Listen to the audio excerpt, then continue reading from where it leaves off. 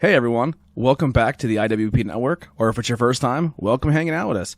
Thank you so much for choosing this podcast, and feedback is always welcome. So make sure to check the links below for all social media links, audio and video versions of this show, and merch. We look forward to hearing from you and hearing that feedback, and enjoy the show.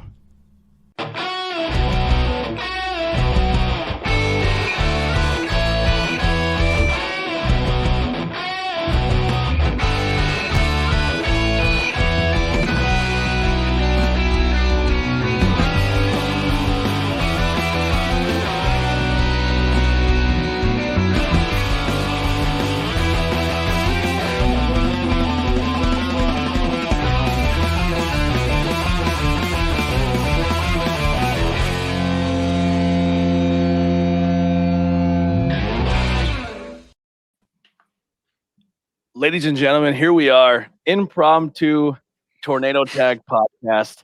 Surprise! Yeah, so I had some stuff going on today, and it kind of fell through. So I was like, man, I want to get my boys involved, and we put out a call to action, and we got two members of the Tornado Tag podcast team. We have a member of Wicked Turtle and High Tension Wrestling, and we have a member of the PA Pile Driver. And welcome back.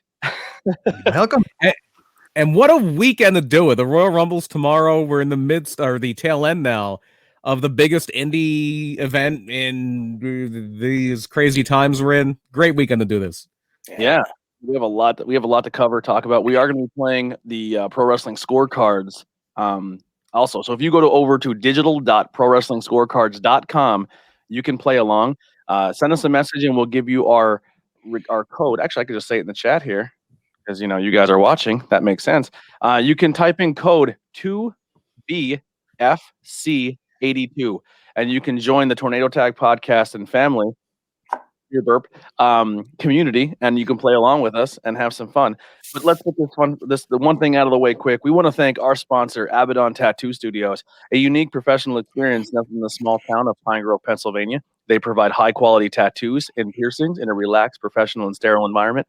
All the links are below. I don't know if you guys seen this on our previous shows, but they gave us not one, not two, not three, but 5 $100 gift cards to give to our listeners. We have 5, referee. 5. Well, we're down to 4 because 4. we also have a Patreon. Patreon is $1 to get a shout out, and it's $5 to get bonus content. So we did a bonus episode, and we did a thing where we put a secret code name in, and if you were the first one to comment the code name, you won a $100 gift card. So we gave our Patreon people first dibs at that, and Jen was our first winner, so she's receiving $100 off her next tattoo. Jen. And was she also said code name Mantar. The code name was Pineapple Express, because that was the name of the beer we were drinking. I was just going to say, is it pineapples? And then it was Pineapple Express. That's great. Yeah, that was the name of the beer we were drinking. And for the people who are watching, I did not shave my head. It was an app, but it's getting a lot of responses. So a lot of people who are freaking out saying, please. Good. If you're going to shave your head, first rule of pro wrestling, if you're going to shave your head, you got to put it on the line. You got to do an angle. Yeah, maybe kind of look like the John Cryer version of Lex Luthor. I will say this. I look pretty good bald. I mean, I don't know if my head looks that nice, but it wasn't a bad look for me. I'm not too upset about it if it just so happens to happen for me. The time comes. I've done it before. I've got the fat bumps on the back that don't help. And I got like a birthmark on the side of my head. It doesn't work too good. Yeah, I cut my head open a lot, so my head probably looks like Abdul the Butcher if I were to shave my head. I was watching those old wrestling challenges, and one person that can give Abdul a run for the money with the gig marks was King Curtis. Those wrestling challengers are when he was the Wizard. He was managing Kamala, and oh my goodness, is his head scarred up. Yeah. Jeez. But speaking of our Patreon, let's get that out of the way as well. So first off, we want to thank the PA Pile Driver podcast, which is Curtis, that's subscribed, Hyrith and Other Words podcast, Jay, Nice. Austin Blackwell, Jennifer Myers, and Keith Skater. So however you sign up is your screen name, and that's how we're going to do our shout outs. Now, I just want to put it out there now in case it ever happens. I'm not saying it won't, I'm not saying it will. Positive vibes. But if it gets to the point where we get a lot of people who keep subscribing and we get over, let's say, 100, I will not be doing 100 names to start every single podcast. So we'll have to figure things out there. But you have to roll credits at the end. Yeah, that's what I'm gonna do. Roll the credits, and then just everyone's name pops up. That's actually a great Or idea. just get like the guy from the Micro Machines commercial, just really quick. Yeah, we gotta hire a guy. Keeps getting. But yeah. So let's dive into the indie stuff first. So this weekend is an event. YouTube, correct? It's over on YouTube. YouTube Fight TV. Oh, yeah. Why am I? Alex knows more about this than I do. I know nothing. Yeah, YouTube and Fight TV, free on both platforms. Just asking for anybody that's willing to do so to head on over to Indiegogo and just donate something that anything, $1. It all gets split evenly between all of the wrestlers that performed. Just kind of a way to give back to all the wrestlers who have kind of lost work and their normal bookings over this past year. Yes. So I do have some questions, and obviously, if you can't answer some of them, obviously just give me the look, and we'll move on. But you were involved this weekend. You were in Philly. Got to hang out, correct? Yeah, a little bit. Yeah. I'll just pretty much the beginning of it is I got to deliver a casket for use in the Leo Rush and Blake Christian match. It was the casket that we used for the Halloween show at Camp Leapfrog. So yeah, showing up there and not knowing that I was meeting Leo Rush was pretty cool. Yeah, he looks great too, by the way. Yeah, absolutely, absolutely cool. Did he talk about NXT at all and how they're pretty much using a character to make fun of him? I'm unaware of this. Yeah, they made a character in NXT who is like the scrub of. He's like the new James Ellsworth of wrestling. But what's his name? Leon Ruff. Leon Ruff. Is that? Do you think he's supposed to be Leo Rush? It's gotta be. At least when he started, he was getting squashed every week. He's starting to is a title holder now, or was he was. Yeah, he dropped it to Gargano. Yeah. He was like the guy who would just James Ellsworth has 2 wins over AJ Styles. So you know what I mean? They treat Leon Ruff a little more seriously than that. Agree. He's basically their Mikey Whipwreck right now. Yeah. But his name is just so eerily similar. He was Leon Ruff before he was in NXT. He was Leon Ruff in Evolve. Oh really? No. Yeah. I wasn't aware of that, so that's good to know. I thought they were that name. I thought they were shooting shots at him, and I'm kind of glad now that he's very small, but he's a good athlete. He's fun in the ring to watch. He's super fun to watch. But I thought it was I thought we were getting like a little angle where they were just throwing shade at him. I don't think that's the case. That's good. That makes me feel better because I like NXT a lot, and I didn't want them to be that company. I mean, WWE is that company. They're incredibly petty, but I don't think this case that's happening. Yeah, but what was the environment like being back at a show like that? I mean, you've experienced it a little bit here and there with Camp Leapfrog, but getting into an environment where people are like, "Oh my god, I get to see friends and I can reconnect and I can be social." And from what I saw, it was somewhat like that, but it was more, hey, we're putting on a serious show here. It was very much like, hey, production's happening. Everybody's kind of got their thing to do. That's pretty much the atmosphere, aside from it being incredibly cold in the building. Yeah, you could tell people. I think I didn't really watch a whole lot last night, but I started watching a little before Camp Leapfrog came on this morning. And it was one of the wrestlers in the show before that, the Black Label show, came out and you could see his breath, and it's like, whoa, okay. Oh, yeah. And then later on, and then when Camp Leapfrog starts, I'm like, oh, I feel so bad for Sam Turner right now. She's there in a dress. She's like, getting under 8 blankets after she goes off camera. Yeah, she was bundled up backstage, and she's like, "Oh, I guess I gotta." She was like an NFL quarterback in mid-December in Green Bay. Again, also you have the wrestlers who are wearing even less, but they're also wrestling. But then in that Cybernetico, they're also standing outside the ring too, which is like, oh, that's gotta suck. Yeah. Well, if you thought that was exciting, wait till we get our collaboration 24-hour podcast stream going, where we break up 24 hours amongst 5 networks. Oh my god! Talk forever. Talk forever. I like Talk that. forever. Yeah.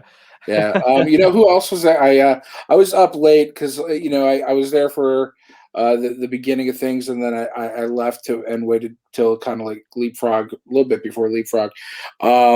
But I stayed up most of the night watching a lot of this stuff, and who really stood out to me was Charles Mason. That dude's a beast. Mm-hmm.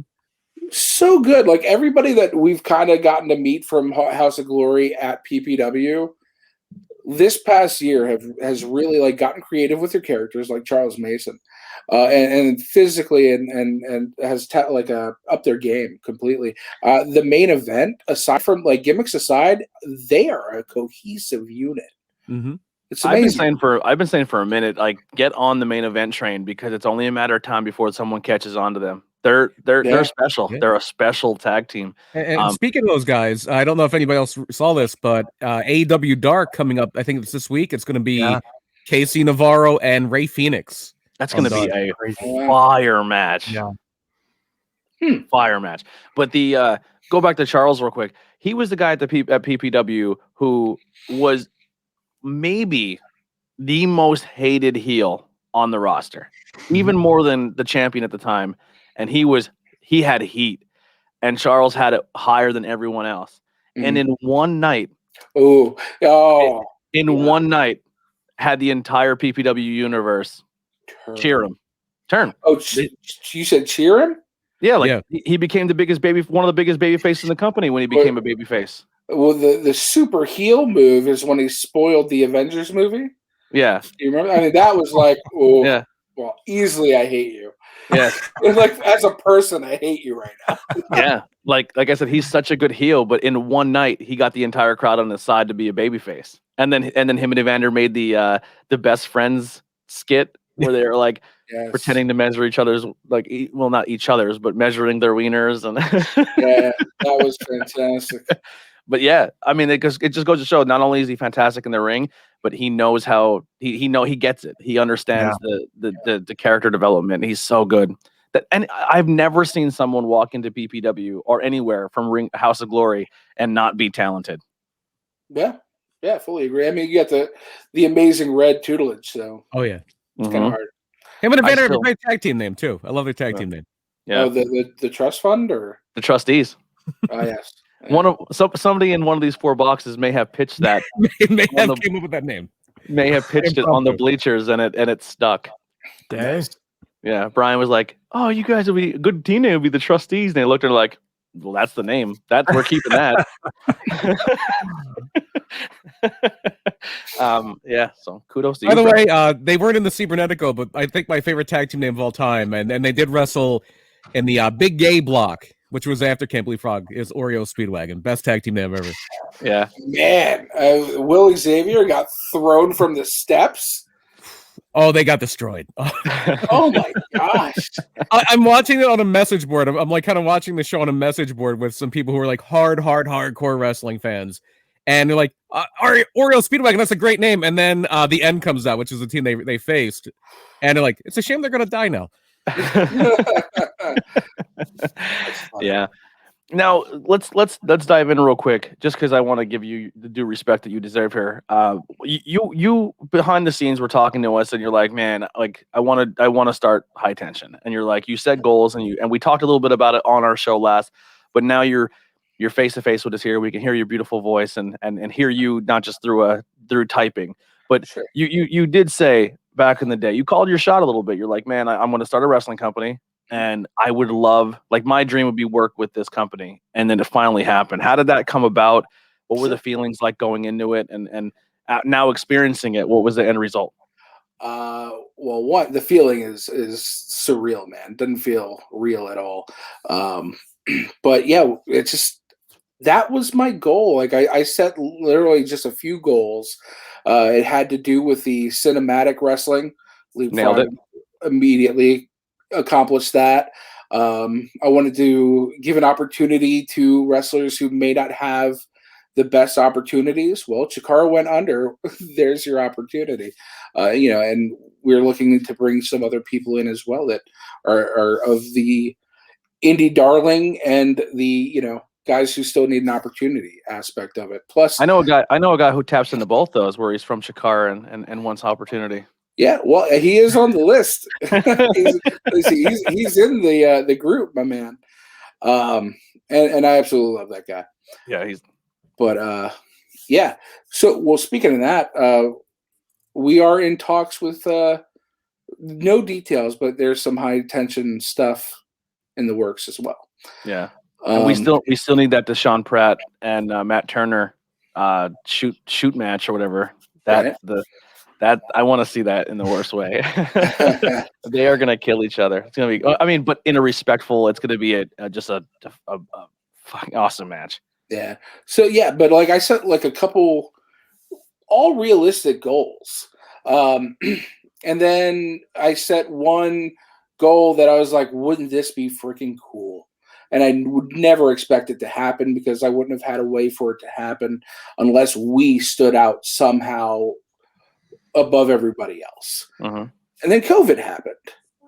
And then we had to get creative. And that's how like Leapfrog was born. It was born of a 4th of July barbecue party, pool party, that would have ended in a swimming pool battle royal with all sorts of fun gimmicks. But then the Speak Out movement happened and put the kibosh on that. And then we were able to persevere. IWTV was still ready to back it. Of course, the big factor in this is that we are always going to be working with Chris Levin. I absolutely love the guy. So with his help, we had that IWTV connection. And with his help, we designed the Camp Leapfrog from a 4th of July barbecue. Yeah. And through his connections and everything, we were able to really just advance what we were going to do. Like High Tension would have been one thing, and it would have grown steadily, but then Camp Leapfrog came along, and it just blew up. Yeah. So how did that come about?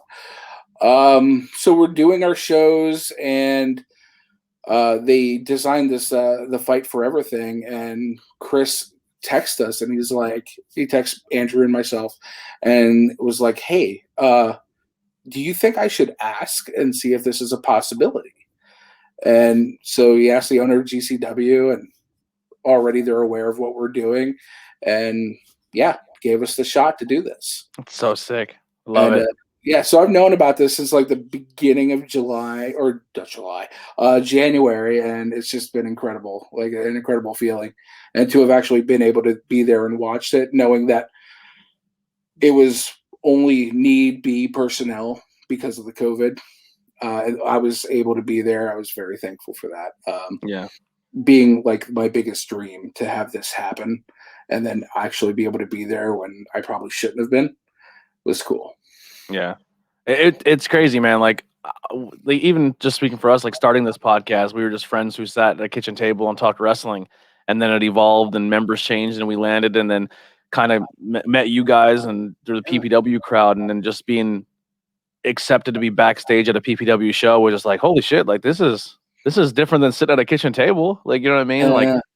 So I couldn't even imagine being at even a bigger scale than that. And just my moment where I was like, this is legit happening is when we like had a conversation with the Brooklyn Brawler. I was like, that just happened. Like he just came down and talked to us. Like, you know what I mean? Like, who that night teamed with Charles Mason. Yeah. And like bumping into Billy Gunn backstage because I'm trying to get people to autograph their stuff so they can sell the 8x10s of the autographs. And I walk into a mountain of a man of Billy Gunn. Like I was like, that's Billy Gunn. I played like he was my go-to character in No Mercy.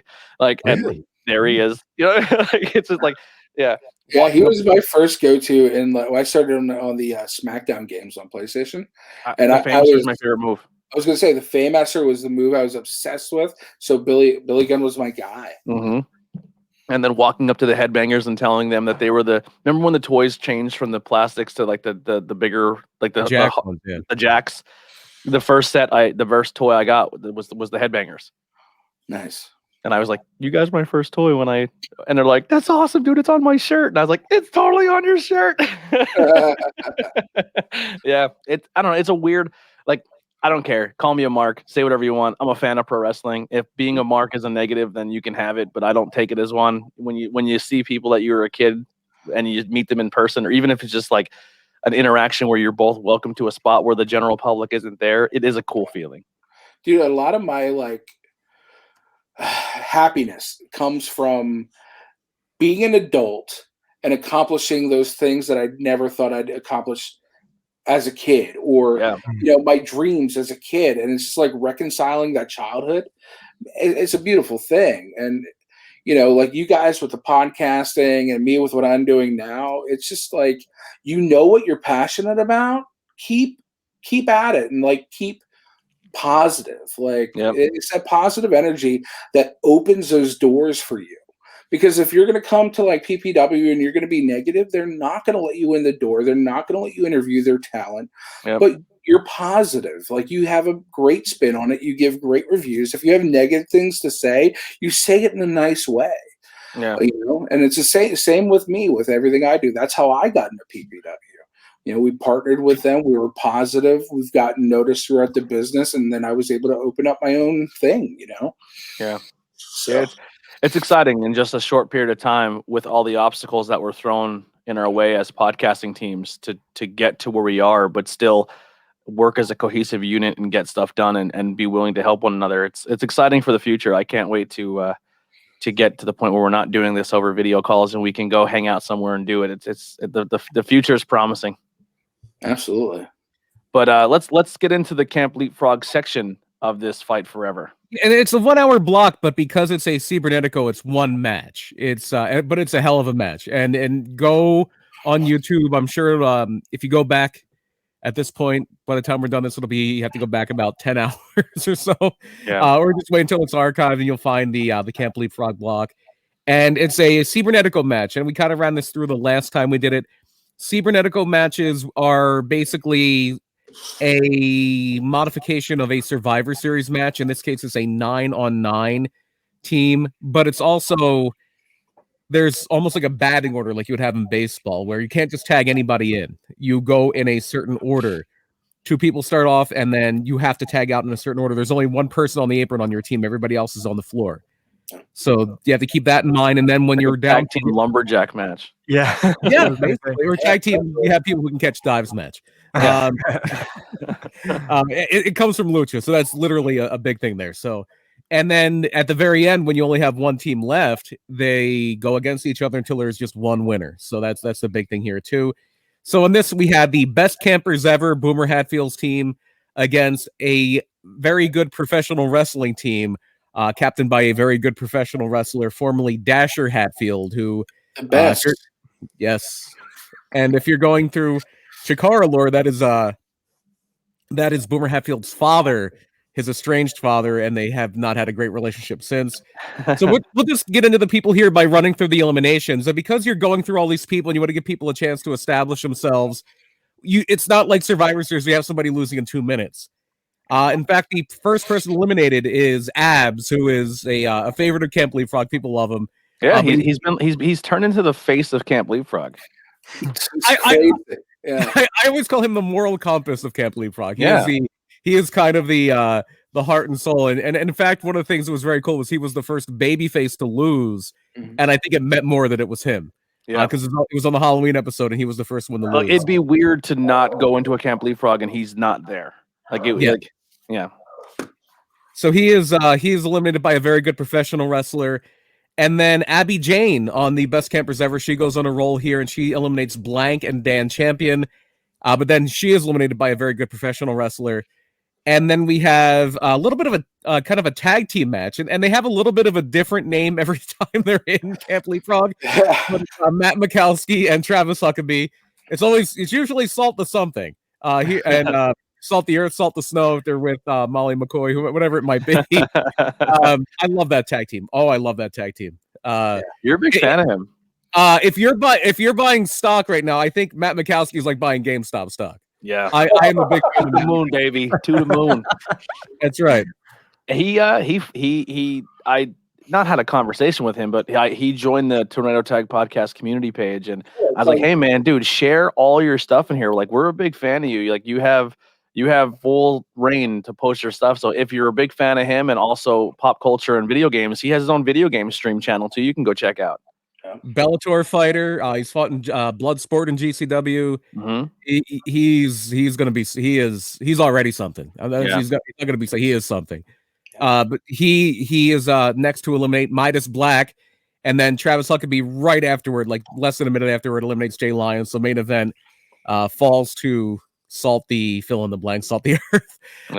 But then Boomer Hatfield gets back into it, and he eliminates Matt Demorest from the Rudo team, the very good professional wrestling team. Killian McMurphy eliminates the Boar. I believe that dude's one of my personal favorites. Killian's yeah, very good. So talented, and really in Leapfrog had a chance to let his personality shine too. Yeah, talk about a great heel. There's none better than Killian. He knows how to work it. He literally opened the portal to hell. Yeah, of course. Yeah. He's as big of a heel. But behind the camera, he is a giant sweetheart, and he, like I said, our first time ever being able to film at PPW, we didn't really know what we were able to do, or we didn't want like what we can do, and I was like, I don't really want to bother people, but being from our first couple shows were Outbreak, and that's where we seen Killian was out Outbreak, and Ian Bush was there. I'm like, let's go, because that night was a seminar. And it was also the night of the Rumble. So there's a bunch of guys who were not PPW guys, but guys who I would like to see more in PPW. So our strategy, myself and Brian, was to go and get those interviews, because PPW obviously likes us and they want us there. And if we're putting over this guy and we're also fans of wrestling, it's a guy that we can get more shine in the company at other companies. So definitely Ian Bush and Killian were those guys. And Killian had a great night that night in the Rumble. Him and Header were 1 and 2, and they were both there toward the very end. Yeah, I think they were both eliminated within like 40 some minutes after. They were killing it. And then so he eliminates the Boar, who, if you're a Chikar fan, you may remember as the Proletariat Bear of Moldova, and hell of a name. And then he is eliminated by Erica Lee, who really shone in this match, really shone on the show. Erica Lee. And then and Alex may beg to differ here, but if you want to talk about an MVP of this match and an MVP of maybe the show, from what I saw, the next elimination is from Still Life with Apricots and Pears, eliminating CC Boost. Still Life, she was amazing on this match. Yeah, I can't argue that. I can't argue CC Boost is a psychopath. Still Life coming off the top of that balcony. Still Life was crazy here. Yeah, because it's such a different thing, because if you remember back to the first Camp Leapfrog, she has a rounds match with Cheeseburger, and now she's jumping off of the balcony of a bar. Can't believe that happened. When this match, after it aired, did you guys notice or see an influx in Camp Leapfrog social media wise? Because I managed the Instagram, we did have a bunch more followers. Good.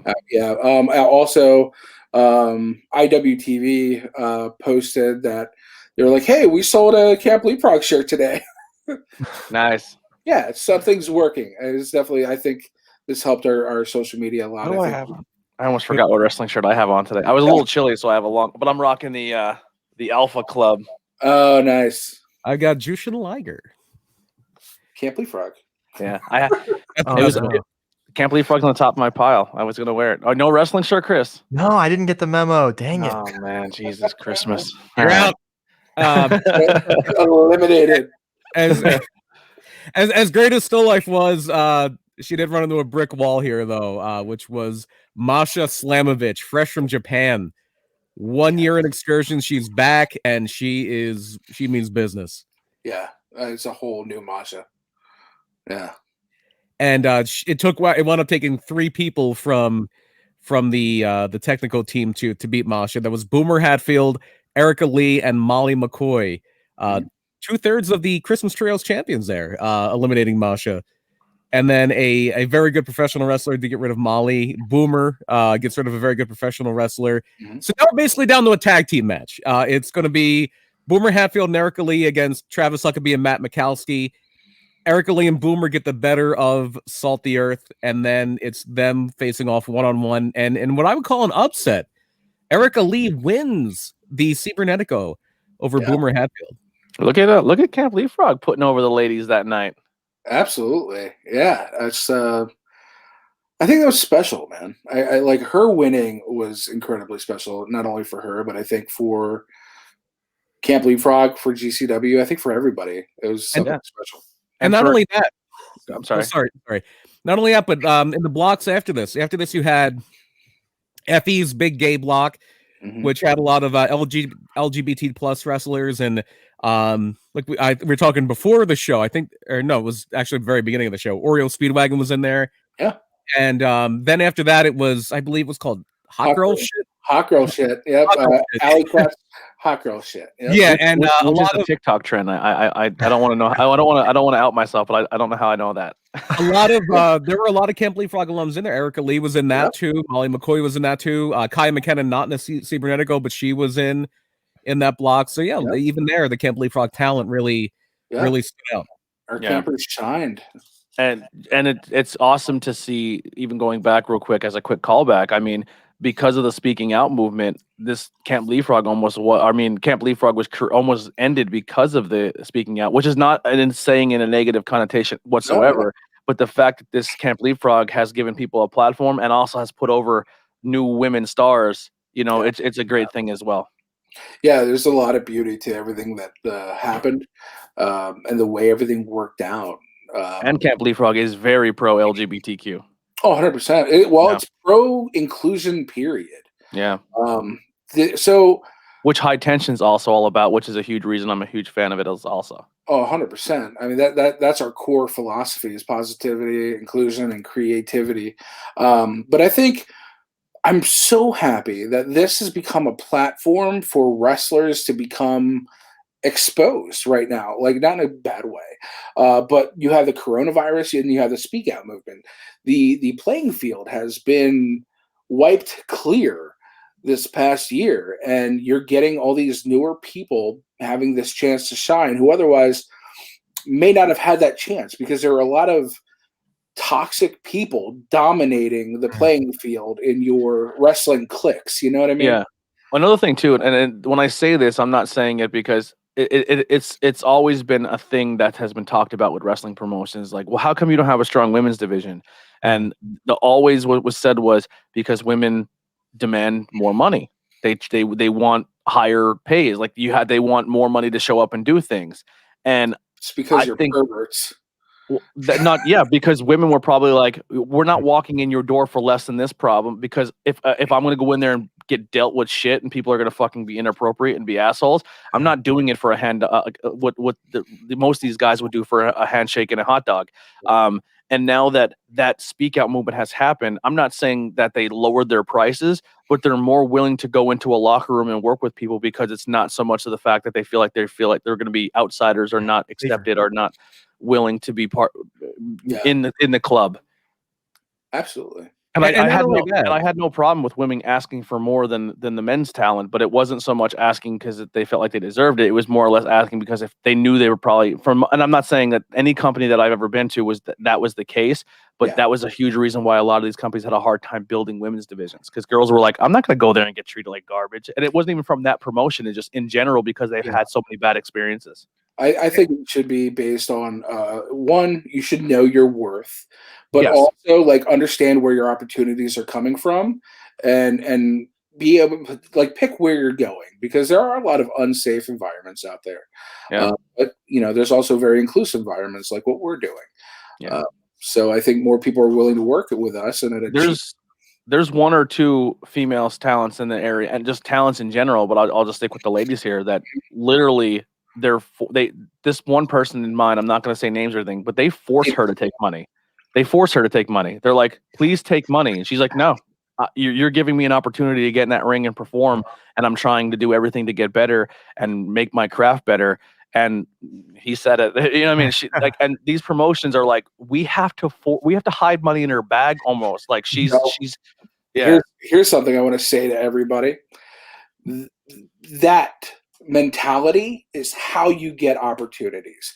Kaya McKenna goes to GCW and all these other shows. She helps out at the Collective. She helped like fix the ring during one of the matches during the clusterfuck. She goes out of her way to be of assistance, and then she just debuted in GCW today. I mean. That's how you get opportunities. That's how you get noticed. There's so many people out there complaining, why don't I have opportunities? I've been wrestling for so long. It's because you're not putting your face where it needs to be. You know what I mean? Also, she can shoot lightning from her hands, which is very, very useful. Indeed. Yeah. This is one of the best witches in pro wrestling. She needs Wanda gear. She needs a new set of gear that represents some Scarlet Witch. That would be cool. Get her in touch with Andy. Mm-hmm. Andy knows a guy who makes Marvel style or any type of comic book gear. But yeah. So anything else with the show that you want to maybe some behind the scenes stuff that you got to experience you want to talk about before we move on here? Behind the scenes, it was just really cool. Like I said, really serious but really cool, and it was like everybody from Camp Leapfrog. It was just cool to see everybody get together and that whole like team mentality. You had two opposing teams. One was clearly all face, and the other was all heel.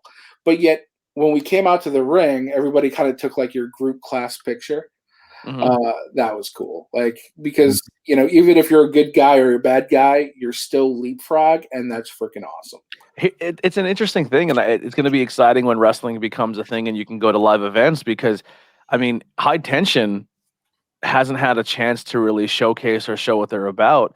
But Camp Leapfrog, which is a High Tension counter product, it's kind of something that people are gonna be like, oh, are we going to get High Tension at Camp? Like, is it going to be is Camp Leapfrog going to stay Camp Leapfrog and be an independent wrestling thing, or are we going to see Camp Leapfrog and High Tension? It's going to be one of those things where and these people who are part of Leapfrog and the fans and the wrestlers and the people behind it, like, they want to fly their salute your shorts flag. They want to put the underwear on the flagpole. They want to fly that Camp Leapfrog flag. So it's going to be really interesting to see how they coincide. There will be challenges, but I can answer that question right now. The plan is there will be Camp Leapfrog shows. I don't think that momentum is going to stop at all. That's probably going to be like the flagship product. High Tension has become the sub product because it technically doesn't exist right now. It's just a name of a production company at this point. But yeah, no, there definitely will be live shows, and there may still be pre-taped shows as well, because it's kind of the essence of what we do. I still think, I don't know. I mean, I don't want to put anyone out there, because obviously Camp Leapfrog's filmed at a location, a secret location, but there's a lot of land there that you can put tents. It would be really fun to do for exclusive fans where you can camp out, and like Saturday night's a show and you can camp out at the location and wake up Sunday morning and hang out with your, like, the Camp Leapfrog people once COVID's over. I wish that was possible, but I'd buy that ticket. if we can get like an actual campground to like rent out for like a night, I would love to do like a 24 hour, but like an overnight, like an overnight stay. Yeah. That'd be freaking cool. Like, you literally go to, like, find a place that has cabins, or like and then like I mean, Camp Crystal Lake, but anyway, but yeah, have like a campground, and then either if it try it overnight, and if the overnight works, then maybe do a 2-night, and if that works, do like a weekend trip where it's like everyone goes to camp, and literally Camp Leapfrog has a physical location. You know what I mean? Like wrestle vessel. Oh my God. Could you imagine going overnight to a wrestling show and camping out and hanging out with the superstars? That would be a dream. I just sit around a fire during the day doing like arts and crafts with like Kyle McKenna and like fucking boat races and rope swings and right. And that's like your whole day. And then at night you actually get to sit there and watch a wrestling show from Camp Leapfrog. What's the matter? Johnny Moran broke my macaroni painting. Yeah, like 100%. I think you just came up with the coolest idea, and you'll totally get credit if we do that. I mean, it would just be it'd be an awesome way to not only, like, because Camp Leapfrog is, I mean, it's not an overnight thing, but it is similar to where you guys can hang out. Like, you guys are doing that now as the superstars. We've done overnight.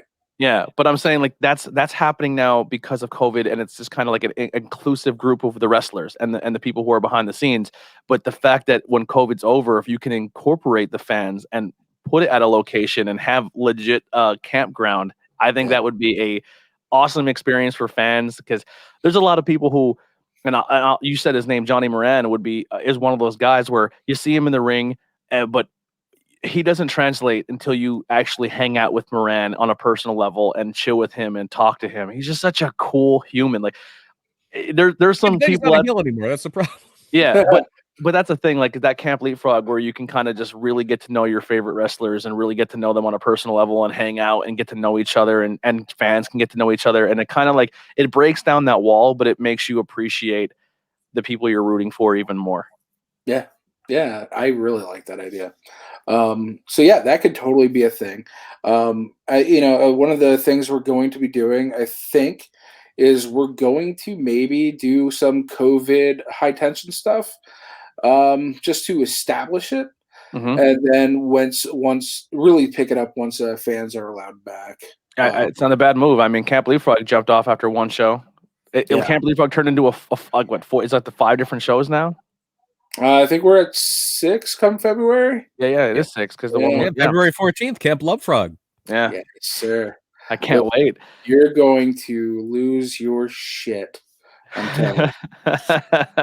That main event is going to be something. We're going to have Still Life against Effie, and that is going to be a very, very good match. Listen, there is. I don't want to ruin anything, but there is some stud muffin kilowatt action that you're going to absolutely be into. Oh, I'm so excited. I've been wearing the Kilowatt mask at work every day. That's like my new go-to mask at work. And people are like, "Oh, that's a nice mask. It's super bright." And I'm like, "Oh, it's my boy Kilowatt." I love that mask. Yeah, it's fun. Dude, it's better. And I will say this: I don't know if it's just Teespring made a different one, but like this is much bigger. So this one is like tight, and I only put a PNG in the middle. That one I have the whole thing. I don't know if maybe they had to like break it apart to get the whole initial one there, because this one's tight. The other one's big. It's nice. I can give a quick exclusive here. Let me. I think I can load it into the. I can load it into the. Well, you guys know because you're in our. We have like a little private group chat thing, which is fun. I enjoy doing it. But I'm gonna put something on the screen real quick. See if I can do it without fucking everything up. I can do it this way. So we have a new logo coming. It's gonna come in white and red, and it's gonna be available on the merch page probably sometime tonight. It'll be available on hopefully both merch pages, which will be TeePublic and Teespring. Both have been doing really well. I thought opening 2 merch pages would be stupid, but people are enjoying it. I believe TeePublic is still doing a sale where you can get T-shirts for 13. Everything's 30%, 35% off. Hoodies, T-shirts, stickers, pins, the whole nine's on there. But Noah from Punksteria, who we just had on the podcast, a 15-year-old superstar. This kid's doing everything, and he's picking up the graphic design stuff. He's made a few logos for us, but he made one for Tornado Tag. I'm really trying to kill time here because I just see the wheels spinning and trying to upload it to the thing because it's a very large logo. But yeah, but there's as soon as it pops up here, I'll throw it on the screen. But we have a new logo coming, a little logo spoof, as you will. I mean, it's not as spoofed as that. I mean, I don't know how that hasn't gotten us taken down yet, but it's parody. It's parody. We have a new one of those coming too. So we just added Austin to the show. So we have to get a new face for Austin. But if you like Brian as Vader, me as Macho Man, and Andy as Ultimate Warrior, that's going to be retired because we're going to be brand new characters soon. What wrestling legends or superstars will you see us be? Do you have any predictions, guys? Repo Man. I'm going to be Repo Man. Man, that would be awesome, but you are not going to be Repo Man. Like Brian, because I don't want to. I will give you a hint.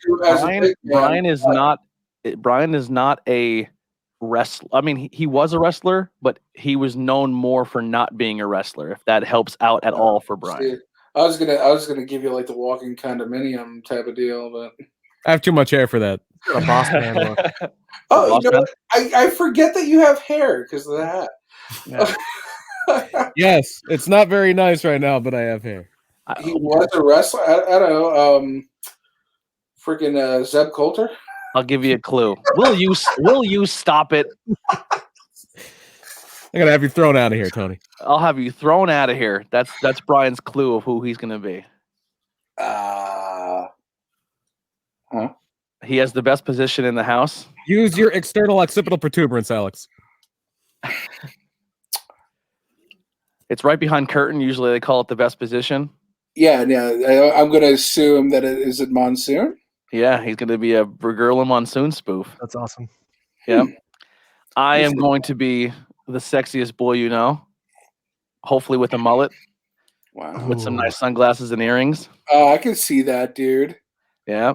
Andy's going to be Andy's going to be part of one of 3 members of one of the longest reigning tag teams of all time until it was taken over by New Day. Yeah. The Think Mad Max. Oh, He may okay. also be Repo Man. Who may also be Repo Man. So Repo Man is on the board.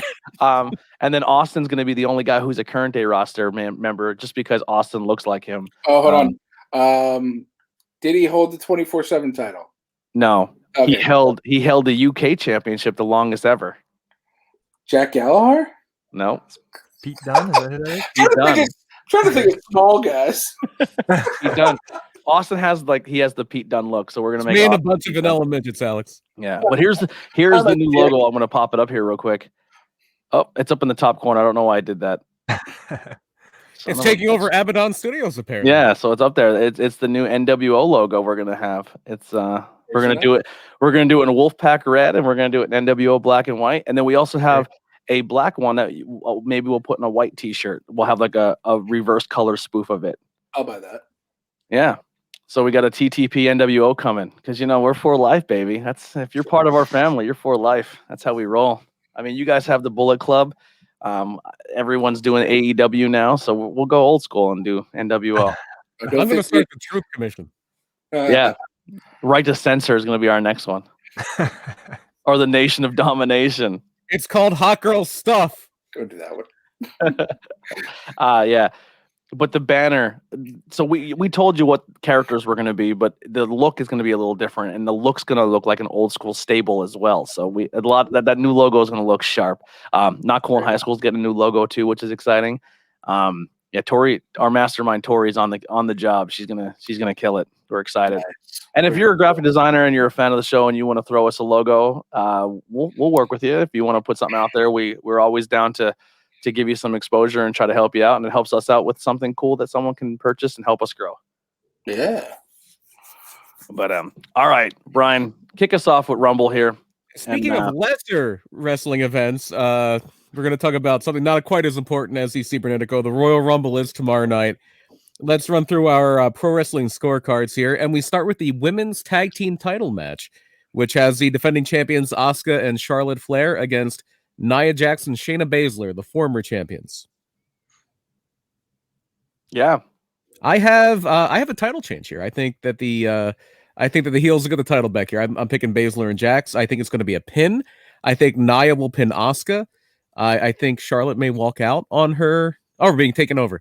Yeah, there's a logo. We got it up there. I think we make it 2 submission finishers here and 1 interrupted pin attempt. I'm torn on this one. I agree with you that it's a title change. I think the heels get it back because you need to get Asuka and Charlotte on their singles pushes. But I also want Shayna Baszler in a singles push. Well, I was gonna do the same thing. I want that for Shayna more than I wanted for Charlotte or Asuka. I think Shayna might be in a little bit of hot water after that thing on Raw where they had to do the count out and then they said, "Oh wait, no, we're going to restart the match." I don't know if she's going to take heat for that or the referee, but somebody's going to catch hell for that. And it's probably Shayna. Listen, we're not trying to be sexist or trying to be rude. We're just parroting what we probably already expect from WWE. And we knew Shayna coming in because she's not a superstar, she's not a model, she's not the most attractive woman in the world. And that's not a knock saying I think she's not attractive, but she's not the look that WWE wants in their women. But she's super fucking talented, and I'll watch any single match she's doing. I feel like if you believe the rumor mill, Shayna's doing all right. Yeah, like Vince wants in his women. Yes. Yeah, I'd watch a Baszler match any day of the week. I'm a huge fan. She's great. She's great. Yeah. I'm more excited about Baszler being in than Ronda making her return possibly this weekend. I'd watch a Baszler match any day over a Ronda match. But even though I think Ronda did have a great rookie year. Yeah. Oh yeah. For somebody who came in brand new. But yeah, Shayna's got that. I mean, Ronda is coming from judo. Shayna's coming from Billy Robinson. There's a difference when it comes to pro wrestling. Mm. And then our next match is for the WWE Championship. It's Drew McIntyre defending against Tony's personal favorite, Goldberg. Hate Goldberg. I don't hate Goldberg as a person. It's just yeah. I don't like the fact that every single time he comes back, he gets a title shot. But hopefully that ends this weekend because I think Drew McIntyre ruins the streak. Yeah. And there is no streak. Goldberg lost his last match. Every time Goldberg comes back and challenges a champion, he always wins. That is true. That is true. That's the new streak, and it's ending this weekend with a Claymore. With the Claymore kick. I'd like to see that. Match over 5 minutes? Hell no. It's Goldberg. Number of finishers? 5. I'm putting 74. Yeah. All of them. It'll be a 5-minute Every match. finisher. It'll only be spam finishers. It's like when two people play the video game and they jack their specials up to infinite and they just keep hitting the button. That's what we're gonna watch. So is that like the thing that's still happening? Because I haven't watched anything since like forever. So like I'll catch a pay-per-view here and there, but like since Brock's not been there, is it still just like a million finishers in your main? No. It's Like, like Goldberg matches are just spear, and whatever the other guy's finisher is. It's basically they're 4 minutes and 3 minutes out of somebody doing their finisher. Now, does Miz cash in? No. He might try, but he's not going to do it. I think Miz is going to have a Mania moment. Yeah. I think Mania is going to end with the Miz holding the title, which is I think the guy deserves it. I'm always for that, man. But anyway, our next match here, which I don't care about. Our next match is for the SmackDown Women's title. It's Sasha Banks defending against Carmella. I mean, Sasha Banks is going to win, but I would love Carmella to win. Yeah. Carmella. Oh, 100%. Yeah. I think Carmella taps out in 13 minutes. I have 11 minutes. Yeah, I have Sasha winning by submission in 11 minutes. I do like what Carmella's doing now, where she has her sommelier and she's showing a lot of personality. But I love Carmella. I'm a Carmella fan. Great, yeah. And then we have the Universal title, the other title match. Roman Reigns, Kevin Owens, last man standing. And new. Ooh. I don't think so. I'd like to see it. I love Kevin Owens, but I don't think so. Like, I mean, it's like kind of a main event match, but like, has Kevin been getting that push? He challenged for the title of TLC. It was one of those things where it was a great match. If you're going to watch anything from WWE within the last like 6 months, I would recommend that match near the top. Just the match itself, it told a story. Roman is really finding his own groove as this heel, and Kevin Owens this past week on SmackDown, he cut a fiery, heartfelt, authentic feeling babyface promo. This feud is probably the best thing going on in WWE right now, like as far as Raw and SmackDown. Dude, 100% agree. I've always said that they should have Roman as a heel. And Kevin, dude, he can do anything. I don't think I've ever disliked a single push that they've had him in. So I'm into it. I think if there's a guy who I enjoy more than Shawn Michaels and Chris Jericho, I think my guy now is Kevin Owens. Like if he were to leave to another company, I follow him. Him and Adam Cole, I think are my two favorite wrestlers on the planet right now. Mm-hmm. And when I was a kid growing up, I was a small kid, and Shawn Michaels was my guy because he wasn't as big as everybody else. Now, regardless, Shawn was still huge. You know what I mean? Like he's a big, strong dude. But I think now, as this middle-aged chubby dude, and I look at Kevin Owens, I'm like, that dude's the fucking world champ, baby. Like, let's give it up for the dad bods, you know? So I like Kevin, and I think he's great in the mic. I think because he came up short already twice. I think he pulls it off here at Mania, at Rumble, and I think he takes a title into Mania. Only because I think they have bigger plans for Roman at WrestleMania that do not need. I don't think The Rock's coming.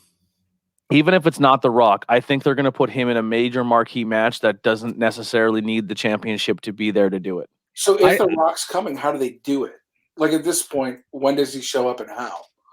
If he were to do it, I know he's filming right now, but also Ronda Rousey was in Taiwan the night she wasn't supposed to be at the Rumble. So it's not so much that he's filming now; it's that people think he'll be filming the Black Adam movie around the time WrestleMania is happening. Yeah, and the last time Rock did a big match, like not that thing where he just gave Eric Rowan a rock bottom and pinned him in 2 seconds. Mm-hmm. It was when he wrestled Cena in New York or North Jersey, and he ripped up his abdomen, and he cost the movie studio millions because he had to be on the shelf for 2 months. Yeah, I don't think he's going to do that again when they're filming a movie. WWE is making some moves. They're making a lot of money, so I can definitely see them saying, "Hey, we'll sign a clause if it costs your movie studio money. We'll pay the bill." I mean, they would do that if they could pack a stadium. I know they're going to have fans at WrestleMania. They're going to have like 30,000 each night, and that place is going to be packed no matter what. They got that Peacock money now. Yeah, I mean, they are going to get another $200 million a year. I think that only matters if you own stock in WWE. Yeah. And but the way I would book it, fantasy booking, I think it looks as if Kevin Owens, he gets beat down the whole time. Well, Kevin Owens gets the upper hand, obviously, just like we've seen the past 2 pay-per-views. Uso comes down, and it's a 2-on-1, and everything's going wrong. But the problem is that WWE, the Roman has been doing the same thing as like the Undisputed Era did, where they picked too many fights with too many people at too many times. So if Kevin needed backup, they can literally use anyone in the back to be the one to step up. And then now that Roman has Apollo Crews on his side. Mhm. But I think if you're going to do it, you're going to have some people try to come down and help Kevin. But it looks like too little, too late. Kevin's about to lose, and as soon as the 9 count happens, or close to the 9 or 10, do you smell what The Rock is cooking? Music hits. He comes down. He beats the shit out of, or he doesn't even beat up Roman. He just kind of stands there and stares on him. Kevin Owens maybe gets a low blow, beats him up real bad, and he gets a 10 count or something silly. But I think if that's the way you book it, I think The Rock has to cost Roman this match to set up Mania, Right. if they're going to do it. So I don't know what's happening, but I would guess the way I would book that is it's Roman taking it like too far. And then Rock has to show up, cost him the match, but The Rock's there in a way of like, bro, you need to go. Well, and bring you back. And they keep doing the head of the table. I'm the head of the table. I'm the head of the Samoan family. And The Rock's like, you're only the head because I'm not here. Yeah, exactly. Yeah. Roman's whole thing as a heel has been, I'm the tribal chief. This is my family. I'm in charge. Kevin Owens called him something like he's like doing a poor imitation of a mob boss or something. And that's really what it is. He's like acting like the Anawai family is this mob, and he's the head of the table, and he's gonna basically. It's not wrong. No, that's true. yeah. Not wrong. What if? I know it's a long shot, but if now that all these roads are being crossed and all these bridges are being built for collaborations among companies, what if the Tongas make a New Japan to show up at? Because they're kind of pissed off that the Bullet Club is being used in another company.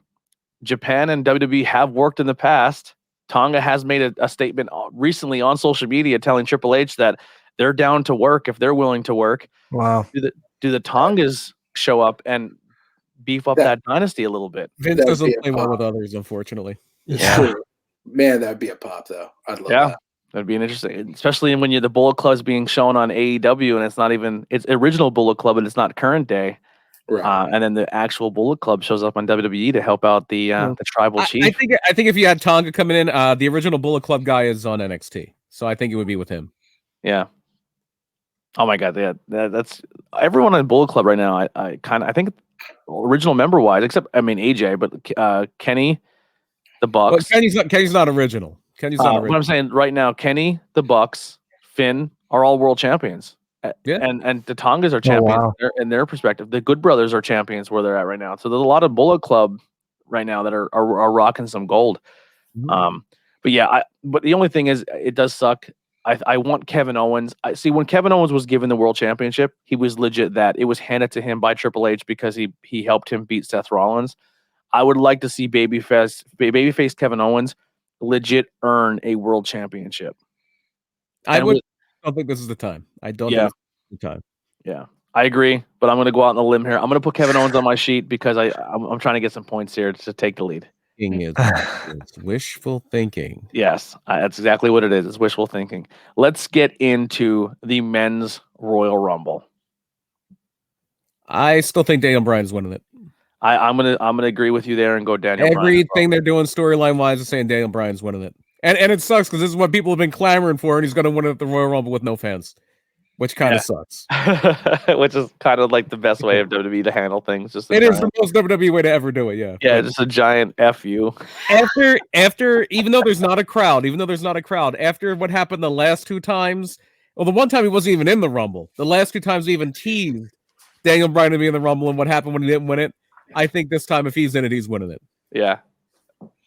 Does anyone have any other picks who they think might win the Rumble this year? Are there any hints on possible surprise entrants?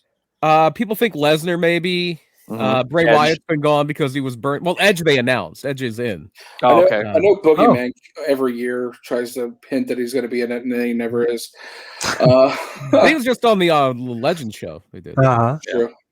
Brian sounds about right, and a lot of the stuff that it seems like they're doing, it doesn't seem like there's been any major twists lately, so everything seems kind of predictable. So I'd go with that.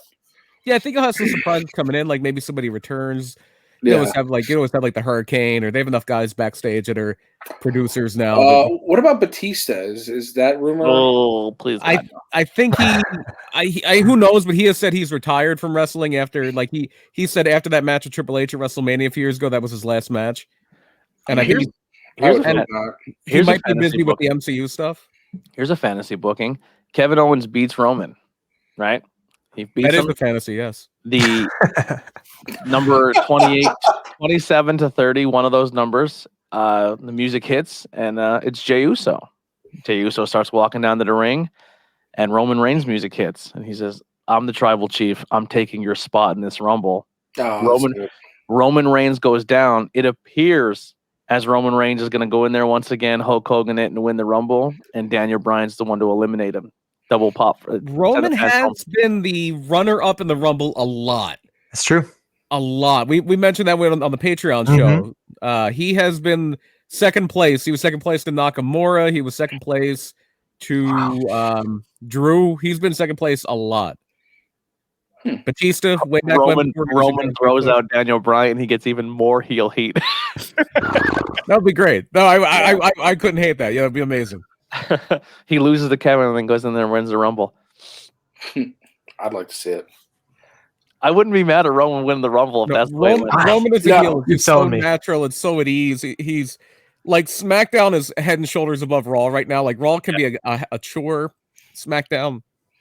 Oh, excuse me. SmackDown is always fun, and Roman's a huge part of it. Yeah. All right. So who do you think has the shortest time in the Rumble? Who knows? Probably one of those, like, maybe Santino comes in as a surprise, somebody like that. Ricochet. Adam Bomb.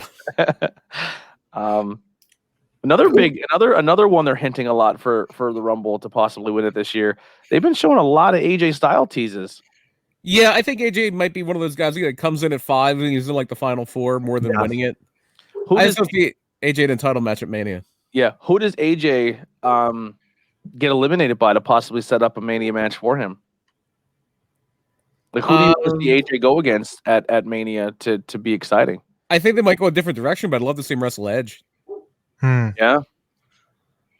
Do you think Edge and Randy Orton pick back up? Yeah, or maybe get some kind of weird 3-way between Edge, Orton, and The Fiend. Yeah, like somehow that happens. I know there was talk at one point about possibly The Fiend and Alexa Bliss against Edge and Beth Phoenix, but if you're working Orton into that, then I don't know if that's going to be something that happens. Sure. Maybe Alexa and Beth Phoenix do a singles.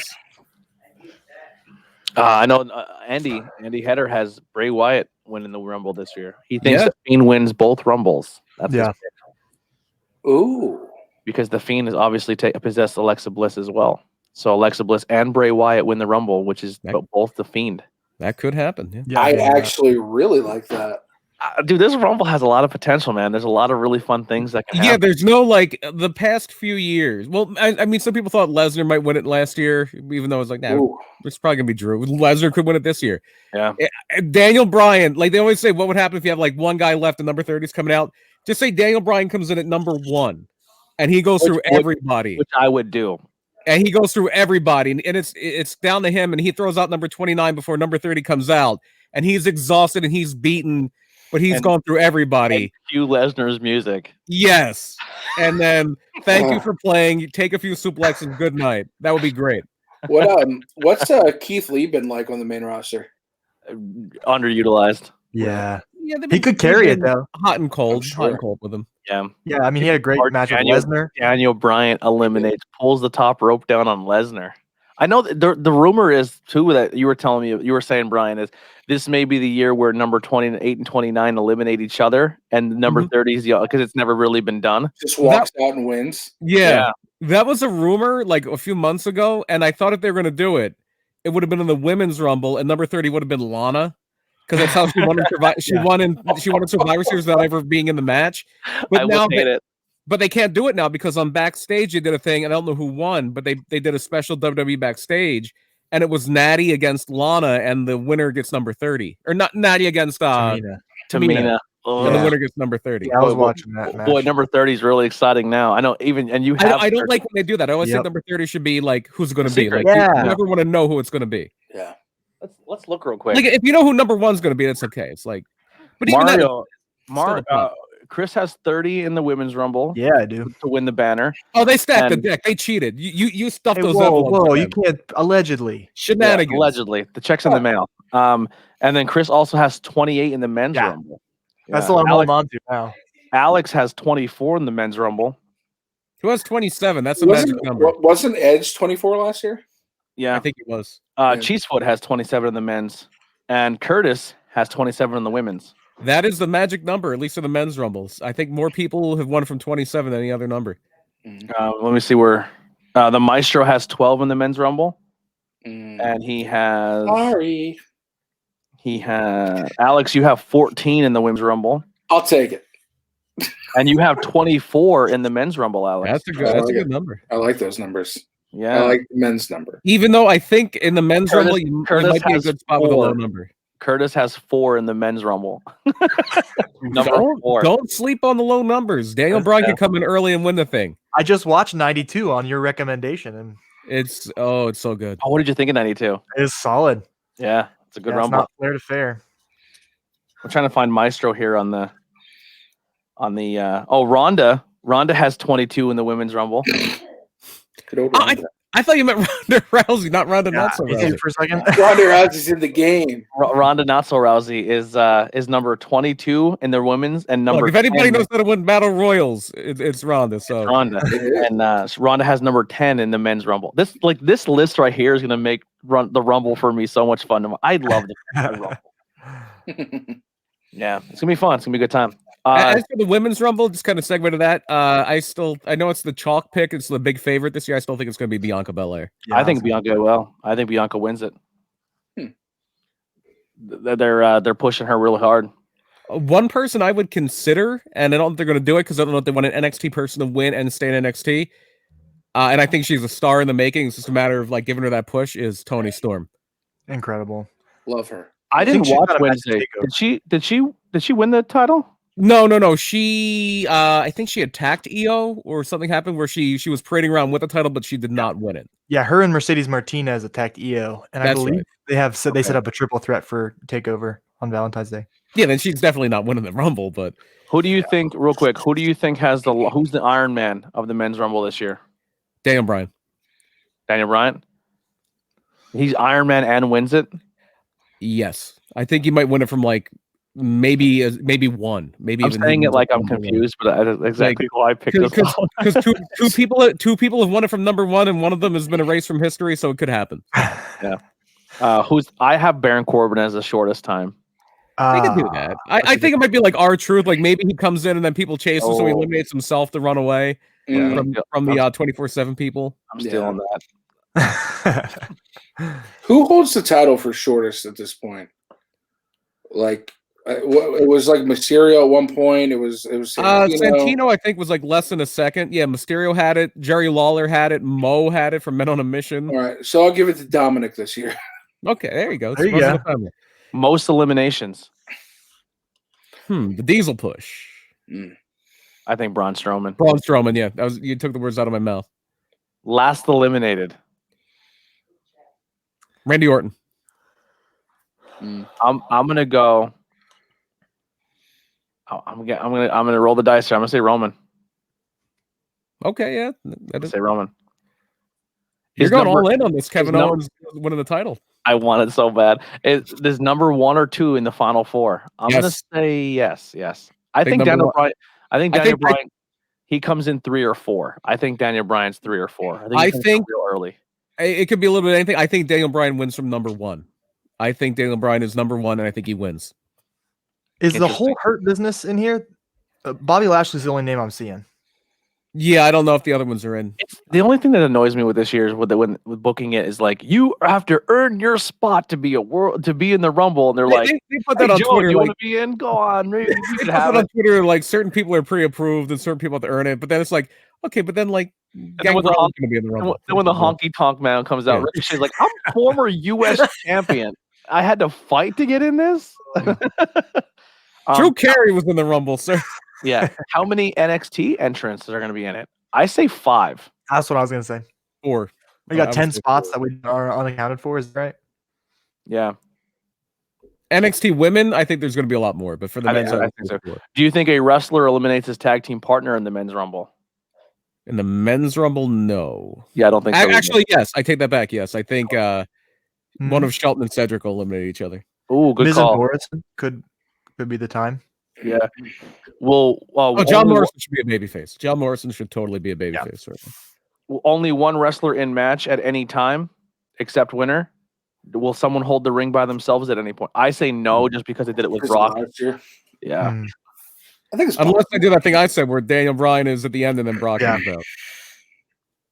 I'm gonna put God, Brock all these ideas are freaking exciting that you guys are having. Yeah. Like, I want to And see then- the Roman thing. I want to see the Fiend thing. I want to see the Brock and Daniel thing. I want to see it all. And We will see between 0 and 1 of these things. Yeah, none of these will happen. And it'll be Cedric eliminating Shelton Benjamin. That'll be the one. All right, let's get into the women's Rumble. Was Bianca the Iron Woman last time? I believe no. I know she had the most eliminations. I don't know if she was the Iron Woman. Sasha Banks, I believe, was Iron Woman last year. They had it was either last year or the year before. They had like 2 or 3 people go over 50 minutes. Like Natty, and one of them was in there for a long time. I think Natty, Beth Phoenix, and Becky Lynch all went really, really long. Not Becky Lynch, Sasha Banks. Yeah, because Becky was a champion. But no, and then last year Beth Phoenix also got busted up really bad. Shortest match time in the Rumble, Lana. I could see Lana. Lana makes sense. Oh no, not Lana. Billy Kay. Billy Kay. I love Billy Kay. Billy Kay's been so fun. Yeah. I love her, the Riot Squad. No, I loved her doing like the impression of Bianca Belair. It was so good. The longest in the match, I think this year's. I don't think they do 2 Iron Women that are gonna win. But I think this year's Iron is gonna be Rhea Ripley. I think it's gonna be somebody from NXT. I think it might be. I'm gonna say Shotzi Blackheart. Shotzi Black. Yeah, that's what we said yesterday. Shotzi Blackheart. Most eliminations, I would say Rhea Ripley. What's everybody's feelings on Shotzi? I love Shotzi. I'm a fan of her. Sold. We do like on the awards show we did last month. We did like breakout star, and for me, for the women's division, Shotzi was the breakout woman of the year this year. All right, Chris, we're gonna get into this real quick because I can talk to you and see you, look at your face. What is your beef with Io? How do you not like Io Shirai? I'm glad you said that. We talked about it this morning. We recorded PA File Driver this morning, and the way I explained it was I'm not an athlete. I'm an artist. So like the wrestling aspect of wrestling, it comes secondary for me. It's growing on me, and not you know what I mean. I think I'm getting more into it, and so like when there's just a good wrestler, like I trust Andy's opinion on that easily. Like I trust that she's a good wrestler. But she's had no programs. She's had no inspiring feuds. And if she did, I wanted the other person to win. You know, like it was just the character has not been there for me yet. So I'm still rooting for Tony, even Tony or Mercedes next month. Yeah, that's a fair point. I can get behind that. You're just like, oh, she sucks. I can't stand her. I hate her. Like, she's so good in the ring. But I will agree with you. They have not booked her well as a champion. Yes. They built her up to the championship to be this awesome character, and then her feuds as champion have been very lackluster. Even though the matches NXT has some amazing wrestlers, and this might be a controversial take. Booking is not their strong suit. Booking is not their strong suit. Now the matches she has when she's wrestling for the title have been fantastic, but the lead up to the matches, you're like, why did they get a shot? Why did they get another shot? That kind of stuff. Yeah, I can get behind that.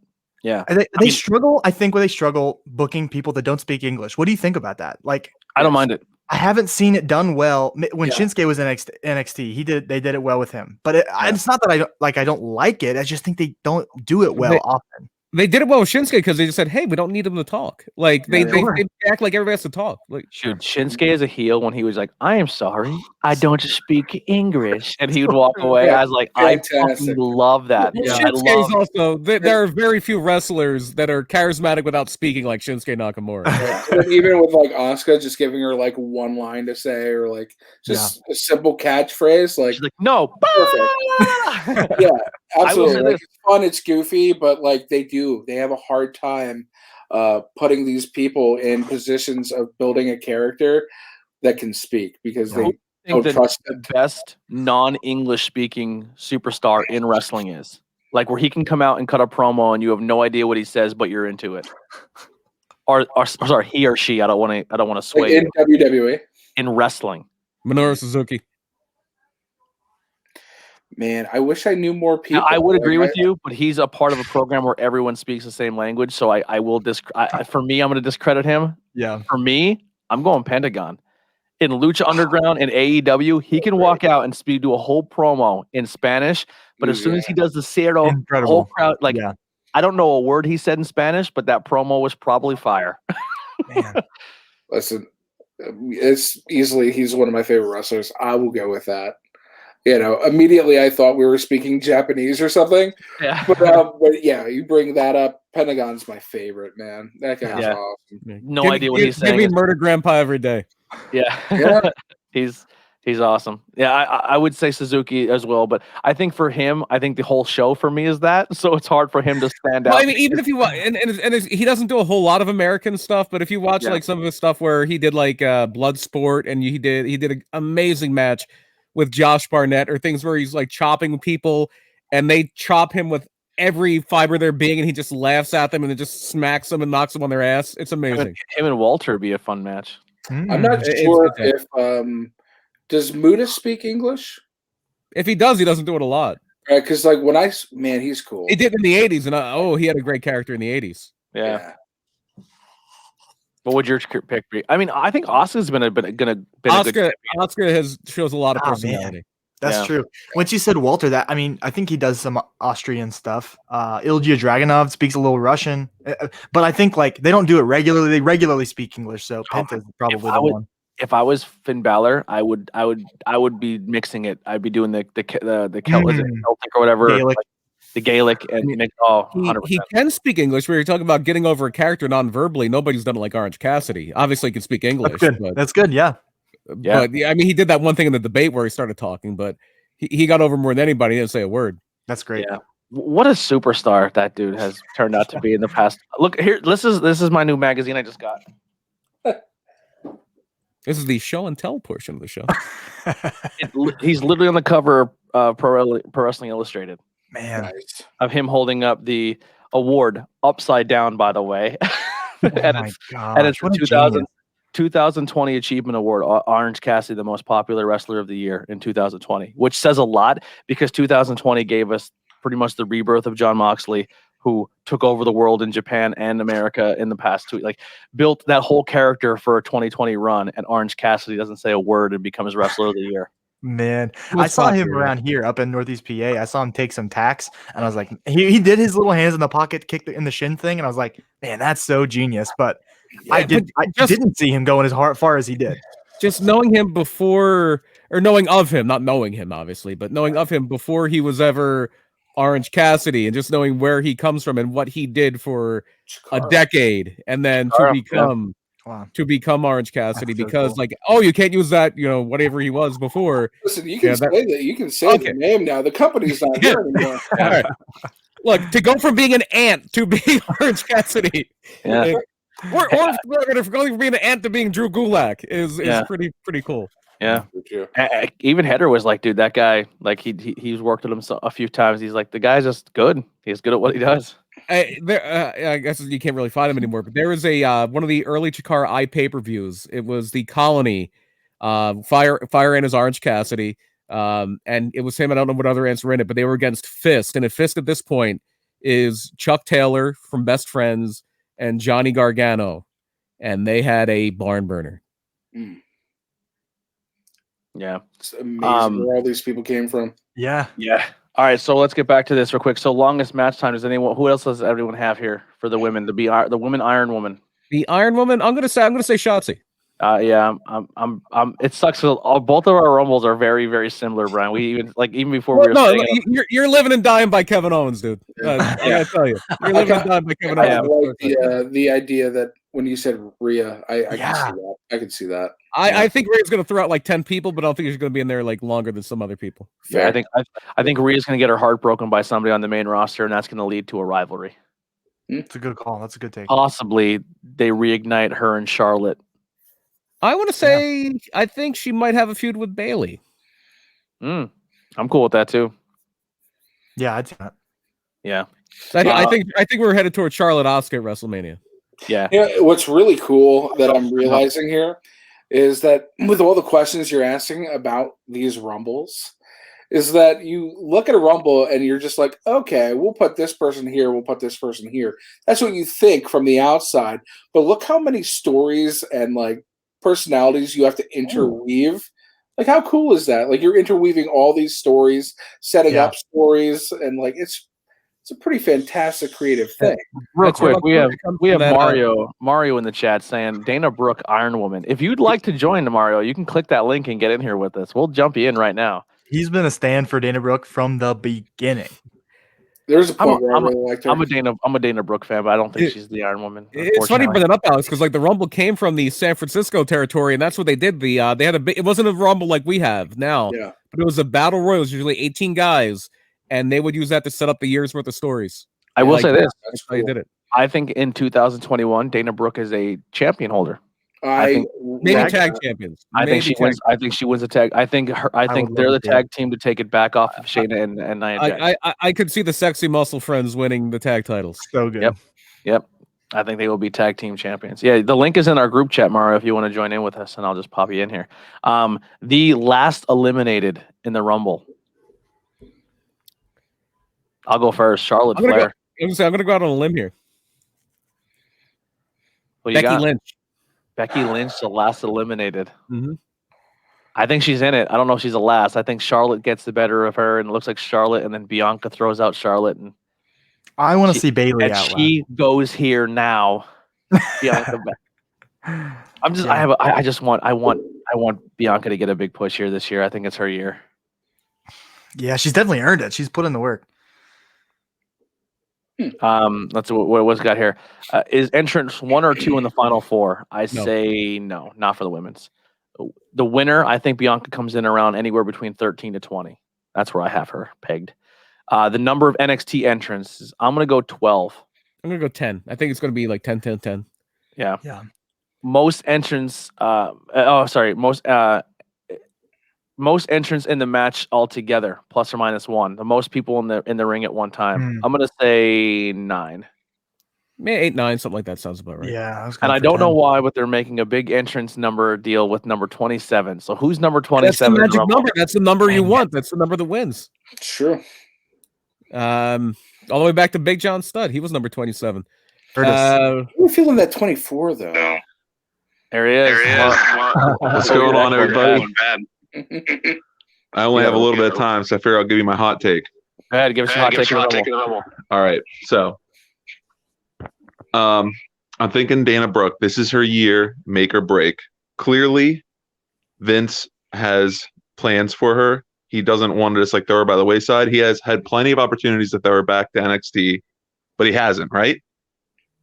She's been with Charlotte. She's been on her own. She's now with Mandy Rose. Clearly, she's not just enhancement talent where she's losing to all these up-and-coming stars.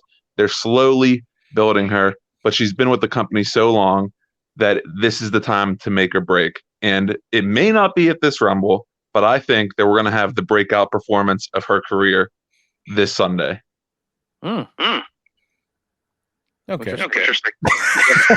here's why I like Dana Brooke, and here's why I've been pushing for her over the years. It's because it goes back to her upbringing, not necessarily her childhood, but her pre-wrestling career as a powerlifter, as someone who's known the importance of the movements of putting in the work of Also making Bianca, sure yeah. that everything flows correctly.